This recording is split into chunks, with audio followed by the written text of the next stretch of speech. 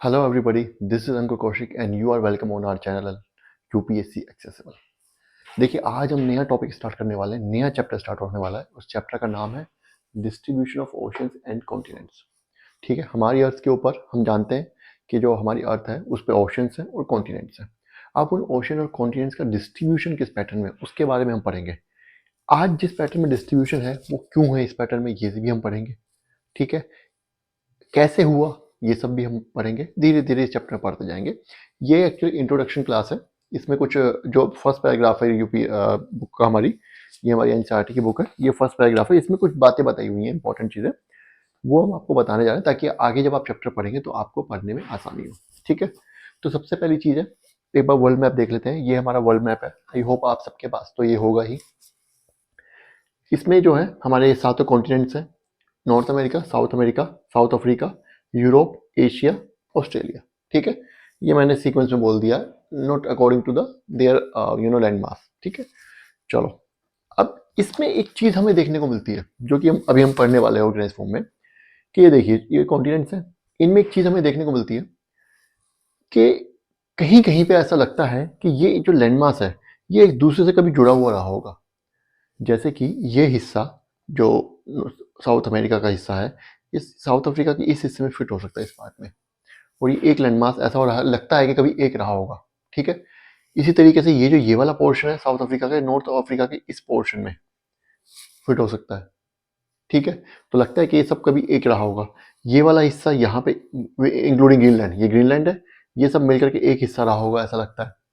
इधर फिर ये सब जो है साउथ अफ्रीका और यूरोप के बीच का जो एरिया, इधर एशिया और यूरोप के बीच, साउथ अफ्रीका के बीच का एरिया, ये ऐसा लगता है कि ऊपर को थोड़ा खिसक जाए तो एक लैंड मास बनाएगा कभी, या बनाया होगा। ऐसे इधर ये इधर चला जाए, ये सब फिक्स होकर एक बनाएगा। तो हमें ऐसा लगता है, एक पैटर्न देखने को मिलता है कि ऐसा लग रहा है कि कभी लैंड मास एक हुआ हो और धीरे धीरे अलग हो गया हो। पहले एक ही लैंड मास हो, बाद में धीरे धीरे अलग हो गया हो। ऐसा हमें क्यों लगा? इनके स्ट्रक्चर से। इसके अलावा और भी एविडेंसेस हैं क्या? जो लैंडफॉर्म यहाँ मिलते हैं जो वही सेम यहाँ पे भी मिलता है। जो लैंडफॉर्म यहाँ मिलता है वही सेम यहाँ पे भी मिलता है। जो यहाँ मिलेगा वही सेम यहाँ मिलेगा। समझ रहे हैं आप? जो यहाँ पे मिलेगा वही सेम यहाँ पे मिलेगा। समझ रहे हैं? जो यहाँ पे मिलेगा लैंडफॉर्म का, वो ये लैंडफॉर्म यहाँ पे मिलेंगे। लैंडफॉर्म का मतलब, अगर यहाँ पे वॉल्केनिक रॉक है तो यहाँ भी वॉल्केनिक रॉक होंगे। अगर यहाँ पे माउंटेन चेन है तो यहाँ भी माउंटेन चेन वो दोबारा कैरी ऑन कर रही है। जैसे कि अरावलीज यहाँ पे हमारे, यही अरावलीज हमारे जो ईस्टर्न अफ्रीका का पार्ट है, उस कुछ हिस्सा वहां देखने को मिलता है अरावलीज का। ये हम धीरे धीरे पढ़ेंगे आगे जब जीएस में पढ़ेंगे। ठीक है, एनसीईआरटी में तो नहीं पढ़ेंगे ये सब बातें, लेकिन जीएस में पढ़ेंगे। एनसीईआरटी में भी काफी चीजें पढ़ेंगे हम एविडेंसेस के बारे में पढ़ेंगे कि ऐसा क्यों लगता है। अब ये चलिए, तो हमने मान लिया कि कभी ये एक हिस्सा रहा होगा। ठीक है, अब प्रॉब्लम ये आ रही है कि अगर ये एक ही था सब मिल करके, आपने पेंजिया का नाम सुना ही होगा, जिसको बोलते हैं कि पहले पेंजिया था। पूरा जो अर्थ पे जितना भी लैंड मास है वो सब एक जगह इकट्ठा था, जिसको हम पेंजिया बोलते हैं। बाद में वो अलग अलग कॉन्टिनेंट्स में डिवाइड हुआ। तो ये पेंजिया जब होगा, किस शेप में होगा, कहाँ पे होगा? अब जब ये सब एक साथ आएंगे तो जरूरी थोड़ी ना यहाँ पे आए, नीचे भी आ सकते हैं, इधर भी आ सकते हैं, इधर भी आ सकते हैं, कहीं भी आ सकते हैं ना।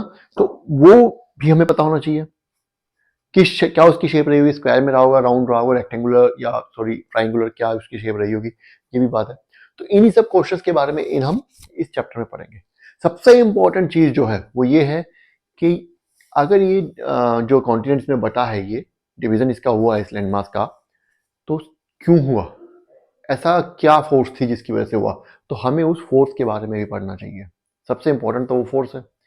इसीलिए हमने पहले इंटीरियर ऑफ अर्थ पढ़ा है, distribution of continent and ocean से पहले, क्योंकि वो फोर्स कहां से आ रही होगी? अंदर से आ रही होगी। ऑब्वियस सी बात है, अगर कॉन्टिनेंट्स अलग अलग हो रहे हैं तो नीचे कुछ चल रहा मामला, समझ रहे हो ना? ये बात भी पढ़नी है। तो अभी हम देखते हैं एनसीईआरटी क्या कहती है। बाकी बीच में जैसे कुछ मिलेगा समझाता जाऊंगा मैं। सबसे पहले तो वर्ल्ड मैप देखिए, देख लिया हमने। वर्ल्ड मैप में क्यों देखिए कि ये बोल रहा है कि 29% तो लैंड लैंड है, हमें पता है 29% लैंड है। बाकी रिमाइंडर जो है वो ओशियनिक वाटर्स है। रिमाइंडर कितना? 71% के करीब जो बचता है वो ओशियनिक वाटर्स है, ओशन में है, अर्थ पे। ये हमें पता ही, बचपन से पढ़ते आ रहे हैं। नेक्स्ट लाइन क्या बोलती है? The position of continents and oceans have not been same in the past. कि आज जो पोजीशन ओशन कॉन्टिनेंट्स की, वही पोजीशन पास्ट में भी नहीं थी। पास्ट में पोजीशन कुछ और थी। क्यों ऐसा लगता है हमें? मैंने बताया, एक तो इनकी जो पोजीशन है ये बोलते हैं एक दूसरे फिट होते हैं, समझ रहे हो। दूसरा एक और इसके कुछ और भी मतलब एविडेंसेस मिले थे जो मैं अभी यहाँ नहीं बता रहा हूँ, अभी धीरे धीरे एनसीईआरटी पढ़ेंगे तब मैं आपको रिवील करूंगा कि बाकी वो क्या क्या एविडेंसेस थे। जैसे कि एक हिंट दे देता हूं, मान लीजिए ये इक्वेटर, यहाँ पे इक्वेटर है, साउथ अफ्रीका को के बीच से गुजरता है इक्वेटर, ये ट्रॉपिकल कंट्री है, लेकिन यहाँ पे कुछ ऐसे फॉसिल्स या कुछ जानवर के फॉसिल्स या कुछ इस तरीके के रॉक्स वगैरह मिलते हैं, कुछ ऐसे एविडेंस में मिलते हैं जो कि क्या बोलते हैं, हमारे जो पोल्स पे मिलते हैं, जो कि पोल्स से रिलेट करते हैं कि यहाँ पे कभी पोलर एनवायरनमेंट रहा होगा, समझ रहे हो। तो पोलर एनवायरनमेंट यहाँ कैसे रहा होगा, तो हमने अंदाजा लगाया कि इसका मतलब ये कभी नीचे होगा, ये नीचे पोल है ना, तो ये हिस्सा कभी नीचे रहा होगा, समझ रहे हो। इनके बारे में डिटेल में पढ़ेंगे आगे, ठीक है। चलिए, तो वैसी जैसी आज पोजीशन है ऐसी पास में नहीं रही है, neither will be same in times to come, और आने वाले टाइम में भी नहीं रहेगी। ये पोजीशन भी चेंज हो रही है, जो आज की प्रेजेंट पोजीशन है ये भी चेंज हो रही है। हमने सुना है ना कि हिमालय की हाइट बढ़ते जा रही है, पढ़ा है, हर महीने हर साल 2-3-4 सेंटीमीटर बढ़ जाती है। वो क्यों बढ़ रही है, क्योंकि इंडियन प्लेट जो है वो यूरेशियन प्लेट में घुसती जा रही है। जैसे घुस रही है तो फोल्ड हो रहा है मटेरियल, जो मटेरियल है, तो दोनों प्लेट्स के बीच का जो मटेरियल है, मिट्टी वगैरह जो भी कुछ बोलते हैं, वो फोल्ड होकर इकट्ठा होकर और ऊपर हो रहा है। तो वो अभी तो मान लीजिए ये है, यहाँ पे रेत रखा हुआ है, इधर रेत रखा हुआ है, इधर रेत रखा हुआ है, आप इन दोनों को मिलाएंगे, इधर से मिलाएंगे, इधर से मिलाएंगे, तो बीच में ऐसे बीच वाला हिस्सा ऊपर हो जाएगा ना, वही यहाँ पे हो रहा है। अभी तक वो प्रोसेस चल ही रहा है माउंटेन बिल्डिंग का, हिमालयाज का माउंटेन बिल्डिंग प्रोसेस जो अभी तक, जो उनका जन्म जो हुआ है, वो प्रोसेस अभी तक चल ही रहा है, वो अभी तक खत्म नहीं हुआ है, ठीक है। जब वो खत्म हो जाएगा तो उनकी क्या बोलते हैं, उनकी जो स्पीड है वो बढ़ने की वो कम हो जाएगी या रुक जाएगी, ठीक है। तो सेम नहीं रहेंगे टाइम, आने वाले टाइम में भी, ये भी हमें पता चल गया। इफ दिस इज सो, अगर ये सच है क्या कि कॉन्टिनेंट्स की पोजीशन चेंज हो रही है, पहले भी चेंज हुई थी और फिर चेंज हो रही है, what was their position in the past. चलो ये तो हमने मान लिया कि पास्ट में पोजीशन जो चेंज हो गई, लेकिन वो पोजीशन क्या थी ये हमें कैसे पता चलेगा, ठीक है।